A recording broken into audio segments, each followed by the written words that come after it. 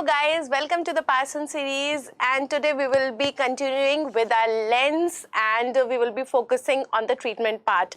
In the last sessions we have seen already with the different kinds of cataract. Now we first start with the treatment of the developmental cataract. We know that the treatment aspect of the cataract is different in the developmental cataract as well as in the acquired cataract. So before planning the treatment, what you have to do, you have to take a detailed history and careful examination has to be taken. Now here you cannot forego the importance of history and examination. Obviously history and examination, especially when you are dealing with the congenital cataracts and the developmental cataracts, are very, very important.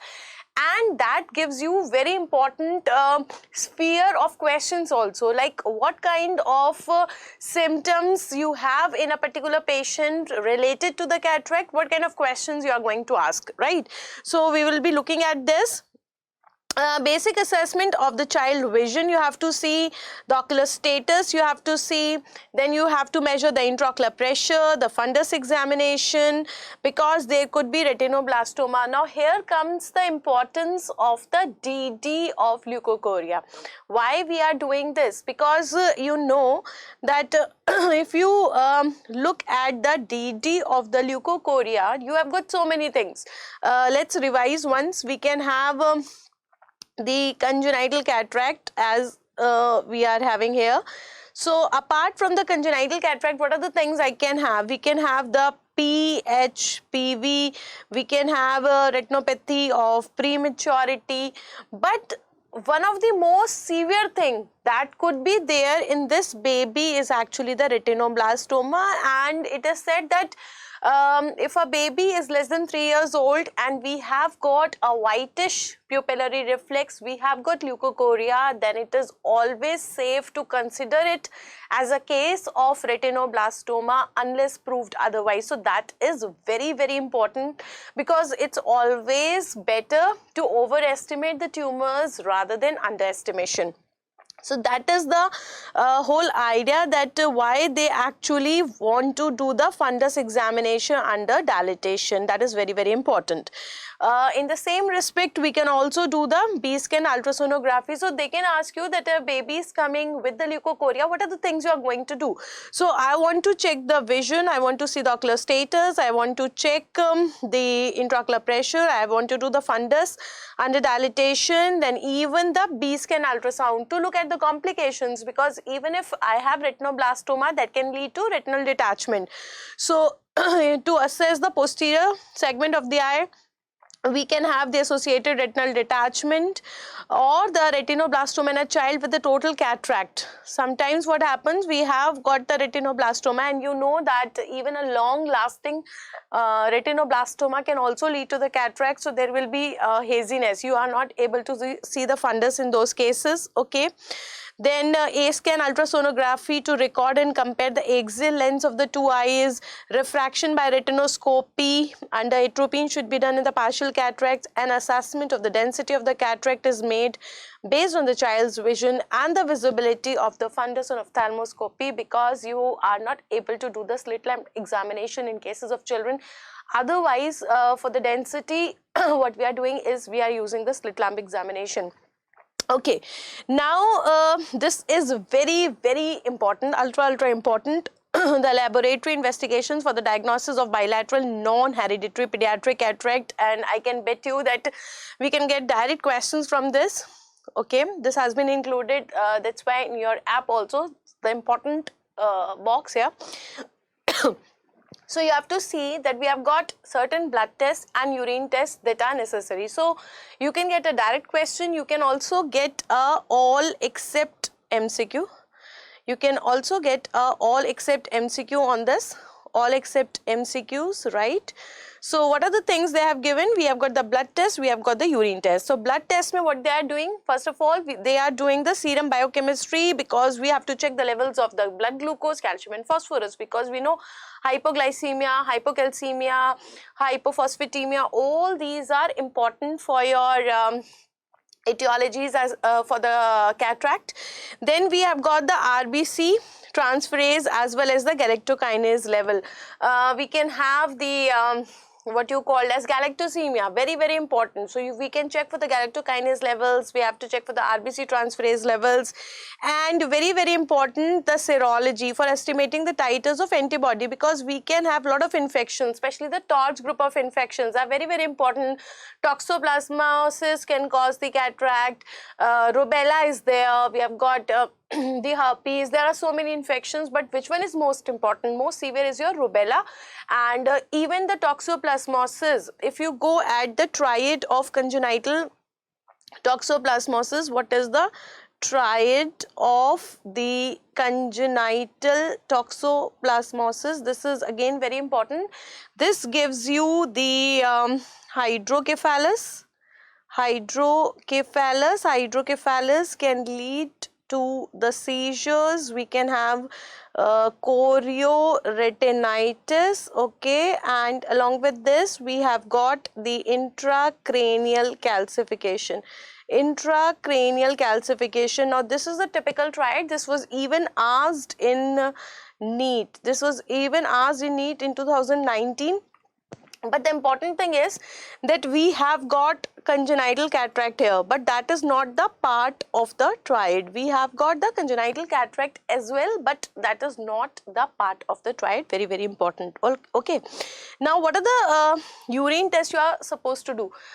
Urine test may we have to do the urine assay for the reducing substances, especially for the galactosemia. We have got amino acids in urine. Amino acids in urine, we are finding them in the Loss syndrome. Now take that one by one. If the baby is having galactosemia, the enzyme for the galactose metabolism is deficient, and that is why we are having the what you called as reducing substances in the urine. This question, kind of a question, came in JIPMER. Okay, we had a similar question in JIPMER in 2020. If you remember, we had discussed this in the classes also. And if the baby is having the Loss syndrome. Now, what is this Loss syndrome? You must have heard this syndrome in the cases of your lenticonus also, posterior lenticonus. We are getting the posterior lenticonus, right, in Loss syndrome. So actually its other name is oculocerebrorenal syndrome. Oculocerebrorenal syndrome. So it consists of three things. We have got oculo, we have got cerebro, and we have got renal. So this consists of amino acids in urine. So basically your horizon should be open, that when you are thinking about the cataract in a child, which is pediatric cataract, which is actually your bilateral non-hereditary kind of cataract. So you have to see that what are the blood tests and the urine test you have to do, and this is surely going to give you the questions. Okay, now second important thing that we are worried is the timing of surgery. What is the surgical technique? What is the type of optical rehabilitation for the aphakia that we are going to decide for the baby, whether glasses or contact lenses, intraocular lenses, and very, very important is your post-operative management, especially for the amblyopia. Because the chances of amblyopia are very, very high, dense amblyopia, especially in the cases of unilateral dense cataract. So that is again very, very important. Now treatment per se is not indicated in the developmental cataract unless the vision is considerably impaired. That is the dictum, because you know, for the surgeries you have to always run through a dictum. So the treatment is not indicated unless the vision is considerably impaired. That is a dictum we have to follow. If the cataract is central and reasonably good vision can be obtained through the clear cortex around it, child should be kept under mydriasis if required, with careful follow-up to monitor the acuity of the distant and near vision. Look for the progression of the cataract at least until the puberty. Now, they are saying that if the cataract is just in the central area, so we can hope for a reasonably good vision, okay, from the periphery. from the clear cortex. So what you can do, you can keep the pupil somewhat dilated so that the baby can see through the peripheral area, right? And you have to continuously keep on a track over the visual acuity of that child, both the distance vision and the near vision. It should not be deteriorating, and a fair amount of vision should be there from the clear cortex. You can continue it till the puberty. But obviously if it is large or if it is dense, you have to undertake the surgery there and then. Now decision of this issue depends upon whether the vision with the corrected refraction and retained accommodation is to be preferred to probably improve vision after operation without the accommodation. So basically, you will have to individualize it. You will have to see how much of the vision baby is having, how much of the vision is expected after surgery, how much of accommodation is there. So they are clearly saying that a decision on this issue depends upon whether the vision with corrected refraction and retained accommodation is to be preferred to probably improved vision after operation without accommodation.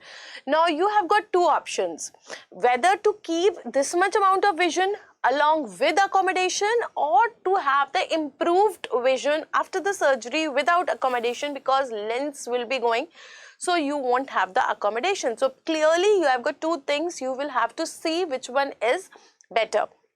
Contact lenses can often be worn by relatively younger children or can be made available in the later life. So very small children are not able to handle the contact lenses, so definitely you will have to keep that option reserved for comparatively younger and adult children. Then we have got the intraocular lenses implanted during the primary surgery or secondarily at a later date. That could also be done. So we have spectacles, we have got contact lenses, we have got intraocular lenses. All these options are there, and according to the preference, according to the age, we have to give them. Then they are saying that it is not advisable to operate on lamellar cataracts until the child is 1 or preferably 2 years old. But when the lens is completely opaque or pupil is not dilating, or when the squint or nystagmus is developing. So when we are talking about the total dense cataract, yes, you have to do the surgery at the earliest. But if I do not have the total cataract, I have just a lamellar cataract, then that is not an emergency. And in those cases, I can wait for a child to grow up till 1 year of age or 2 years of age, okay. But when the lens is completely opaque or the pupil will not dilate, or when there is squint or nystagmus, it is wise to operate at an early age. So obviously that is a common sense. If I have some of the complication along with it, that complication could be a squint, it could be a nystagmus or a pupil not dilating. So in that case, we can consider for the earlier surgery, but otherwise we can wait. Moreover, the results of the surgery in unilateral cataract in children are poor.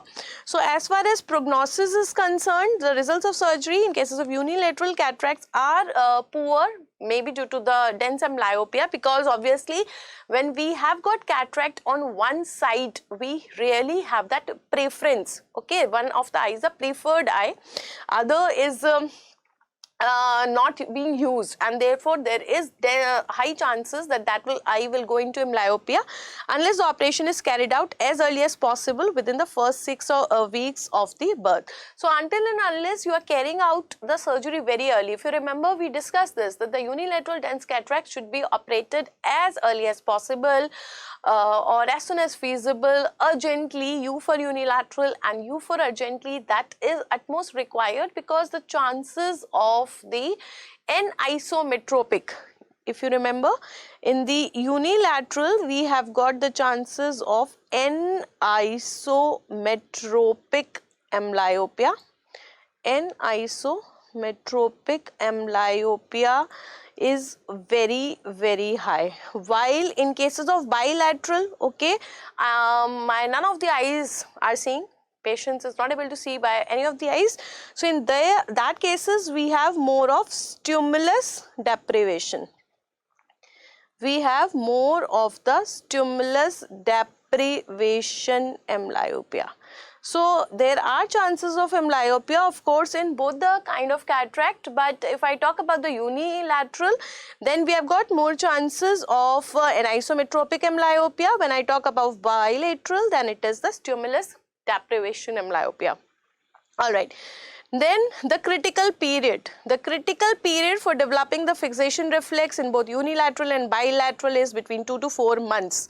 Now, if you remember, we had this talk so many times in our classes also, that what is the critical period for the development of fixation reflex, and you people come up saying that different books say different things, and I always have one thing in common, that follow the standard textbook. So we always take all the data from this Parsons or the Yanov, and one or two things which are inappropriate from Parsons according to the Indian scenario, that I keep on telling you.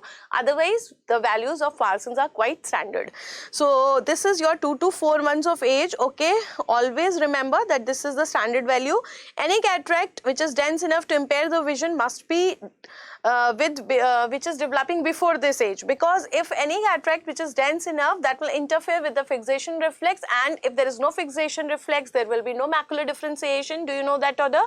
First will be the fixation reflex, then we have macular differentiation, and then the stereopsis. So obviously there will be a problem in the development of the stereopsis also, and the earliest possible time therefore will be preferred in cases of your dense cataract and that are occurring even before the development of fixation reflex, provided the child is otherwise medically fit for the general anesthesia. The use of contact lenses requires, now if I talk about the contact lenses, that requires the cooperation of interested parents. Even with their cooperation, binocular vision may be difficult to establish and amblyopia difficult to avoid. We can also think about contact lenses, okay, but there are two issues here. First of all, getting the consent from the parents for the fitting of contact lenses, then getting the cooperation from the child for the fitting of contact lenses, and escaping that amblyopia. You have to avoid that amblyopia, because when you have got difference in the refractive power in both the eyes, the chances of anisometropic amblyopia are again very high. So there are certain problems that we face if we are treating it with the contact lenses. Now, if I come to the surgery itself, how can I treat? So the pediatric cataracts, they are usually soft and they can be aspirated, and that is why what we are doing, usually we are doing the lens aspiration. That is why usually we do is the lens aspiration. So you can aspirate it and look at the size of the incision, 1 to 1.5 in size. Okay, they can also be subjected to lensectomy through the pars plana. So I can do the phaco aspiration also, or that is also called as lens aspiration. The size of incision will be 1 to 1.5, and we can also go for the lensectomy through the pars plana using the vitreous cutting and aspirating instrument. The decision to insert the intraocular lens depends upon the age of the child, the laterality of the cataract, the surgeon's assessment of the family's ability to cope with handling a contact lens, and the personal preferences. So there are so many things which will help you, which will guide the surgeon to decide about the intraocular lenses. They clearly say that it is first the age of the child, then laterality, whether it is unilateral or bilateral, surgeon's assessment, what he thinks that family would be able to cope up with the contact lens or not. If yes, then we can give this intraocular lenses at a later stage. If we feel no, then we can provide it early, as well as the personal preferences also of the surgeon. Generally, intraocular lenses are favored whose ocular growth is almost complete. So that's why I say that usually we do not prefer it before the age of 2 years. Okay, that is a standard one, intraocular lenses, and in those with unilateral cataract. So two kind of people. If I look at the thing in the form of a question, so two kind of people are being given these intraocular lenses, one who are more than 2 years of age and one who are having the unilateral cataract. The intraocular lenses material. Now talking about the material of the intraocular lenses, generally what we are using is the PAMA. PAMA is your polymethyl methaacrylate, that is your PAMA. So usually we are using the rigid one-piece contact lenses are made up of that, which has been used for more than 40 years. Now we have got the foldable ones. The foldables, we have got the hydrophobic foldable acrylic polymer lenses. They are fast gaining the popularity. Now if you look at the style, so these intraocular lenses should be of single piece type, optics as well as haptics with one piece. So if you remember, we have got optics, the central area, and we have got the two hook-like structures. These are called as the haptics. So what is the difference? This optics part is the main part which is actually responsible for the refraction, and these are called as the haptics. Haptics are the hook-like parts which are actually responsible for the implantation. So we have got like these are your C-looped. These are your C-looped IOLs, which are by far the most popular design, but we have got different kind of designs which are available, right? These are available in one piece with the overall diameter, and the overall diameter what we are giving in the children. The overall diameter what we are giving in the children should not exceed 12 mm and should be fitted in the capsular bag. So capsular bag, you already know that intraocular lenses, the best site is the capsular bag in the posterior chamber. The implantation of anterior chamber intraocular lenses was discontinued in 1980s because there were a lot of complications due to the ACIOLs, secondary glaucoma and corneal decompensation. So we are not giving ACIOLs in children. The intraocular lens power is calculated according to the axial length and keratometry. Now the same formula we are using, the SRK formula, that uses the axial length also, that uses the keratometry reading also. Let's revise that formula, that P is equal to A minus 2.5 L minus 0.9 K, that we know, okay. And this power is calculated by the biometer, right? And what is this? Your A is your IOL constant. A is the IOL constant that we are using, and L is the axial length. L is the axial length. This is calculated by the A-scan ultrasound, and K is your corneal curvature. This is calculated by the keratometer. So we have got the A-scan ultrasound, keratometer, biometer. These are the things which are used for calculating the power. Emmetropic power is prescribed for children more than 8 years. Now because you know, after 8 years the eye becomes emmetropic, so for all the children who are more than 8 years I can use the same power, but we have to do the undercorrection for smaller children. So smaller children may, those who are actually, you know, less than 2 years, those who are less than 2 years, we have to do 20% undercorrection, and those between 2 to 8 years we have to do 10% undercorrection. Or in other way I can say that those who are, you know, less than 2 years, I have to give 80% of the correction, and those who are between 2 to 8 years, I have to give 90% of the correction or 10% undercorrection. So similar thing they are saying, that I will give 90% between 2 to 8 years and 80% less than 2 years. So I hope that is the same thing. Post-operative management may, you have to do the follow-up, you have to monitor the visual recovery, you have to give the treatment of the myopia, then we have to do the evaluation of the different complications also. Complications may, like we have astigmatism, we have fibrinous uveitis, secondary glaucoma, lens optic capture, posterior capsular opacification, cystoid macular edema, and the retinal detachment. Now these complications are more or less similar to that which are occurring in adults also, post-operative complications, but yes, one thing is there, that some of the complications are more common, especially if I talk about this posterior capsular opacification, and that is why we actually prefer doing what you called as the posterior capsulotomy. We prefer doing the posterior capsulotomy at that time only. This is called as the primary posterior capsulotomy. We prefer at the same time, because in cases of the children, the chances of posterior capsular opacification are really high. All right, now looking at the other congenital and developmental abnormalities of the lens, what we can have. So besides the various forms of the congenital cataract, we have got other things also which are related with the malformations of the lens. So if you look here, can you see the crescentic edge here, this crescentic edge? So this means this part is your lens, so this will be your phakic part. Is this visible here? Phakia, and this is your aphakia. Okay, so this is actually the subluxation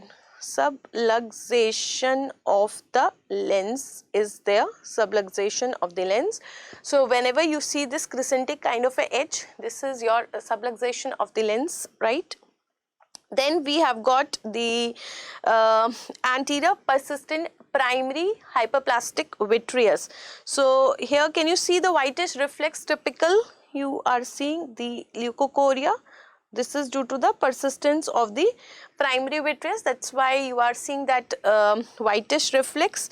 Then we have got something called as posterior lenticonus. We have got the posterior lenticonus, though it is not showing you very specific one, but you will have some conical type instead of the strict biconvex kind of a pattern. We have got the conical protrusion of the lens. This will be your posterior lenticonus. And see this typical is showing you, can you see the lenses here anteriorly, they have come up this. So there is actually what you called as the anterior dislocation. So and anteriorly both the lenses have displaced, that is your anterior dislocation. So it's always good to look at these pictures because again there is a high probability of these pictures being asked. Okay, now coming to the abnormal shape or size. So in a context to abnormal shape and size, one thing which is very common is your coloboma of the lens. So there is a knot shaped defect, coloboma of the lens. Actually, what do you mean by coloboma? So coloboma actually means the absence of the tissue. There is a absence of the tissue. So whenever we are having the absence of the tissue, I will get a notch because in that area I do not have the tissue. Usually it is unilateral and they are more common on the inferior side. They are unilateral and they are more common on the inferior side. So see here, inferior margin pay it's more common. Less frequently it can occur in some other part, and it is due to the defective development of the part of the sensory ligaments. So always remember two things: the colobomas are more common on the inferior side and they are usually unilateral. Then we have got the cataract which is associated with the anterior PHPV, that is persistent hyperplastic primary vitreous. A total cataract can be associated also. Now this is coming under the DDs also because that is also giving a whitish pupillary reflex and it can also lead to the development of this cataract. The posterior capsule of the lens may be invaded by the fibrovascular membrane and there can be a contracture because you know whenever we have got the fibrous tissue that can contract, that contracture can lead to the elongation of the ciliary processes and the ciliary processes also starts becoming visible through the pupil. Okay, eyes usually microphthalmic, so it will also come under the DD of microphthalmos. Congenital rubella syndrome, that also gives you microphthalmos, right? The condition can be differentiated from retinoblastoma and retrolental fibroplasia. Now because it is giving a whitish pupillary reflex, as I told you before also, this thing becomes the DD of retinoblastoma also and ROP. ROP ka other name is retrolental fibroplasia. The presence of microphthalmos with elongated ciliary process. So this line, look at this line, they are giving you a diagnostic line. The presence of microphthalmos with the visibly elongated ciliary processes confirms the diagnosis of anterior PHPV. So that is good one. Okay, then we have got other things like we can have spherophakia, microspherophakia. These are the variants where the shape is abnormal. We are having a spherical shape of the lens. Here also we are having a spherical shape of the lens, and micro means smaller. So if I have only spherical lens, size is normal, it is spherophakia. If I have only the issue of the size, then it is microphakia. If I have both, then it is microspherophakia. It is frequently associated with the Weil-Marchesani syndrome. And see this, the patients here are stocky build and have small stubby fingers. Next pattern question. If you remember, I had given you a similar question in your fast track TND also. I told you there also that I framed the questions from the Parsons. So this will give you again an integrated question. The question will look as if it has come from medicine, pediatrics, and ultimately it will be landing up in ophthalmology or other way around, because this baby will be of Weil-Marchesani syndrome. Now Weil-Marchesani syndrome will also give you ectopia lentis, okay. So they can start up with ocular features, and they can end up asking you this the type of syndrome, or they can give you the systemic features and they can ask you the ocular features. In both the cases, you will have to first make the diagnosis of this syndrome. So this is again very, very important. Lenticonus. Now let's talk about the lenticonus. Lenticonus is an abnormal curvature of the lens. Surface is conical instead of spherical. You all know about keratoconus. Lenticonus similarly, it's more commonly posterior than the anterior, and posterior lenticonus is seen in the Alport syndrome. Now this is again a controversial line, and every time I take classes I told you this, that actually this statement is not wrong, but it is not very good statement. Why? Because you know, Alport syndrome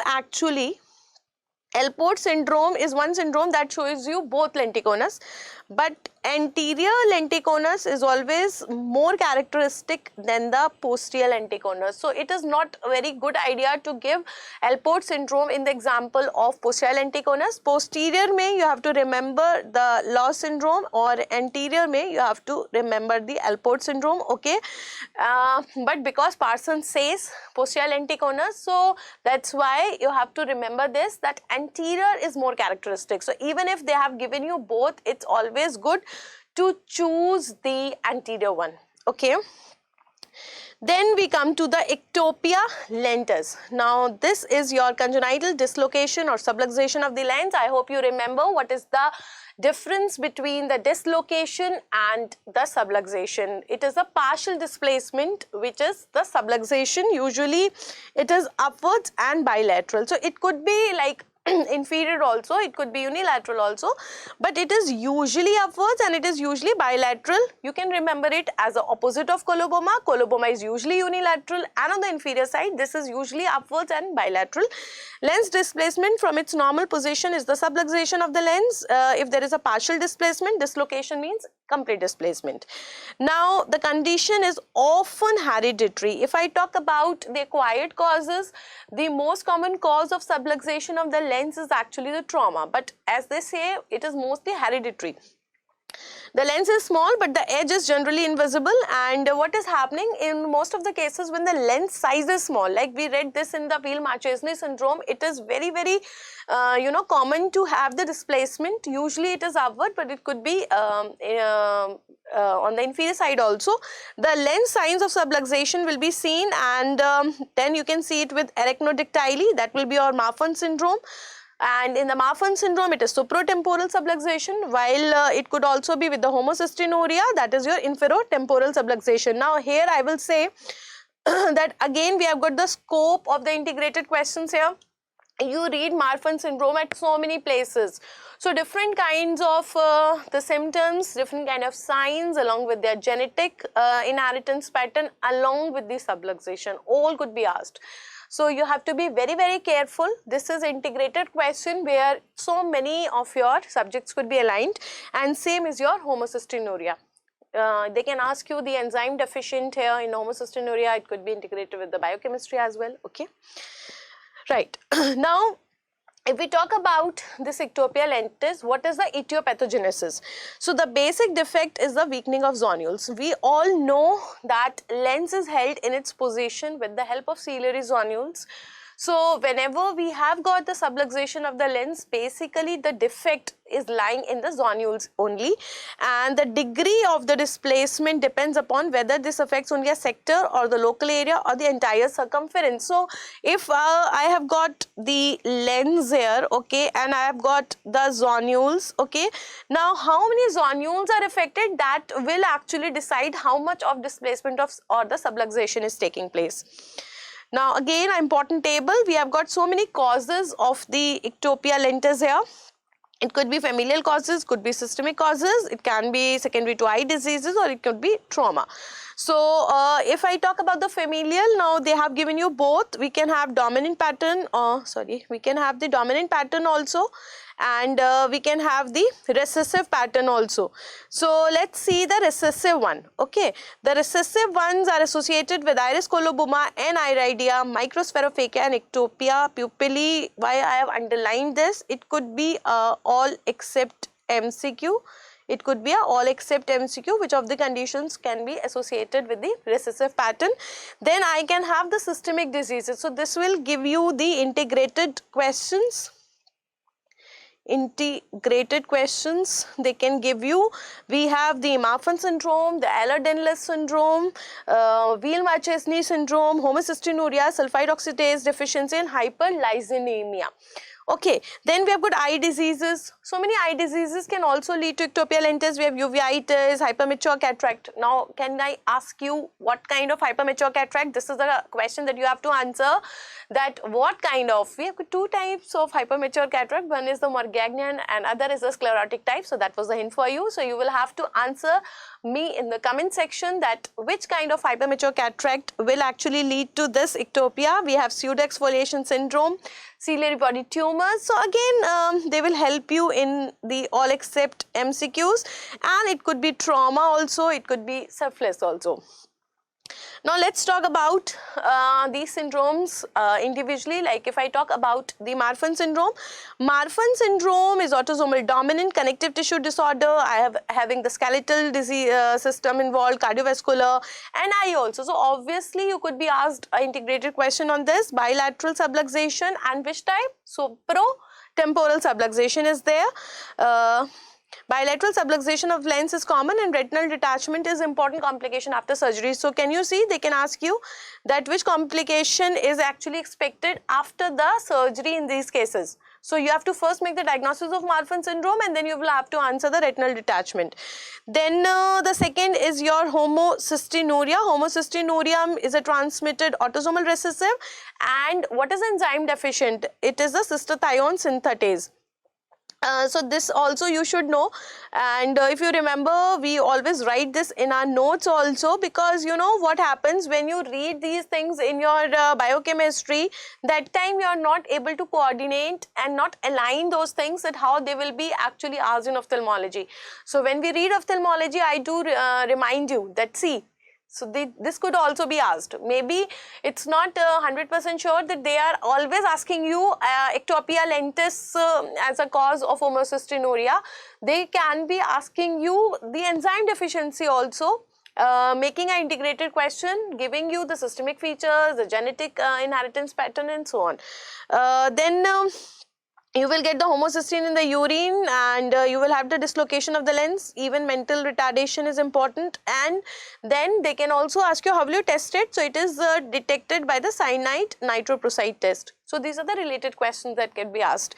In this disease, ectopia lentis becomes more marked with the age. There could be glaucoma also, and there is a very strong tendency of these people towards the venous thrombosis. Venous thrombosis, like there we were having the retinal detachment, here I have a strong tendency towards the venous thrombosis. I have laxity of the joints, Marfanoid habitus. All those things are very important. So a good way of learning is that when you are learning all these things, open your notes of Marfan syndrome, and what you do, because you know more of Marfan syndrome you read there, note what are the ocular things that you are getting. So make a list there. I can get the ectopia lentis, I can get a blue sclera. So every time when you read the Marfan syndrome there, see, ocular features will always be reminded of. And when you are reading the Marfan syndrome in ophthalmology, you would be reminded of your systemic features. So that is a good way of learning in an integrated manner. Now if you look at the clinical features, obviously there is a subluxation of the lens. So I am going to have the poor vision, but a very important thing is the uniocular diplopia and glare. Now we read uniocular polyopia in cases of early cataract. Remind of you that here you will not be having polyopia, you will be having diplopia, because I showed you that you will be having a crescentic edge.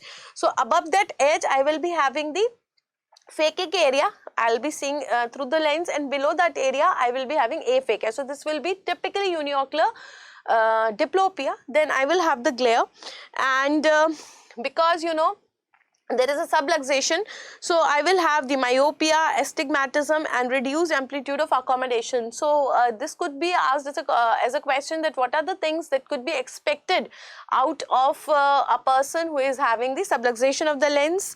Obviously loss of vision or the poor vision will be there. Signs may, you will appreciate the displacement of the lens when you do the slit lamp examination. And then associated with this I will have the phacodonesis and iridodonesis, because subluxation of the lens most probably occurs due to the weakening of zonules. And if you look here, this is your iris, okay. Then we have the ciliary body here, and this is the lens, and the zonules are holding. So obviously if these zonules are weak, then this lens will subluxate. So this will be your phacodonesis. This will be phacodonesis. Phaco means lens and donesis means the shivering or the tremulousness, and in turn they are also attached to the iris. So I will have the irido, that is iris donesis. So I will have the iridodonesis also, I will have the phacodonesis also. Then the vitreous may be there, the vitreous may be there to herniate forward into the anterior chamber, and glaucoma due to the pupillary blockade.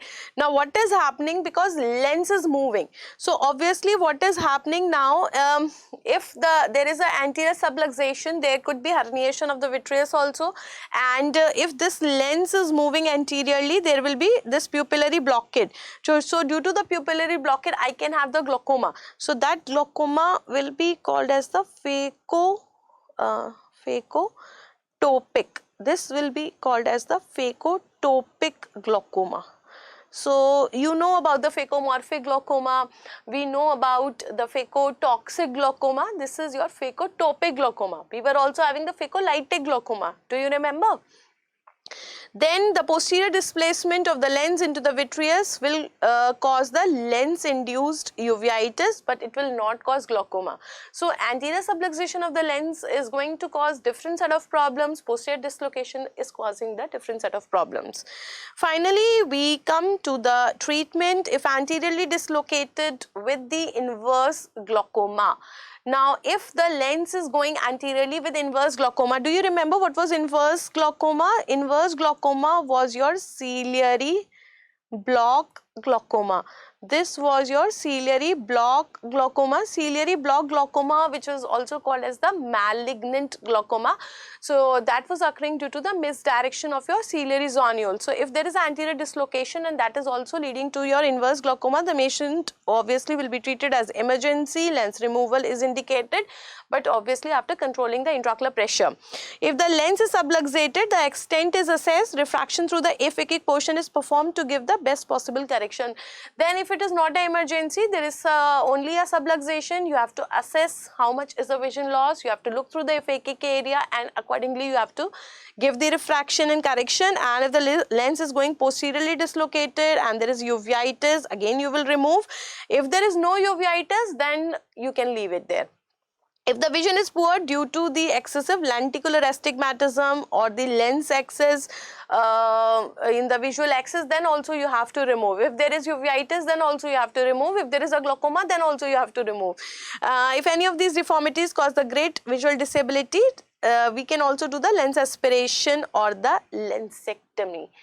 So a very important thing, I think this could come as a short note kind of a question, a long answer type of a question also. It could be asked as a total clinical case based scenario. You have to first identify what is the cause here, what will be the clinical features, what are the other things that we can expect in this person, how will you manage this case, depends upon the complications which are developing. So overall an interesting and important topic of ectopia lentis here.